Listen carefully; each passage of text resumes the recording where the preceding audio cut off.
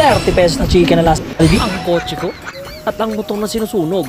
Yun no, medyo maganda panahon ngayon no. Makapunta nga ng LTO. Punta tayo sa LTO Antipolo. Try natin doon kumuha ng bagong lisensya. So let's go guys, samahan nyo ako sa akin journey na yun today. Pero nagsasabi ko mukha akong gago. So yun lang no. Tara, magmanayaw na tayo. Kailangan magmanayaw ng ayos. One eternity later. So yun na nga, nandito na ako sa Antipolo. At kapansin-pansin naman na medyo maulap na. At yung gawi ko lang naman kasi talaga dito magtanong kung available ang kanilang printer. As you can see, plastic pa rin yung lisensya ko. So yun na nga, minalas-malas at wala pa rin. Ay, simula nung pumunta ako dito, magto 2 months na wala pa rin. At ayun na nga, na-stress ako at kumain na lang ako. Ulit nga sa kinainan ko 30 pesos na laki ng manok. Yung malupit pa dyan, brinded pa. At kung di ka pamilyar kung ano yung brind, eto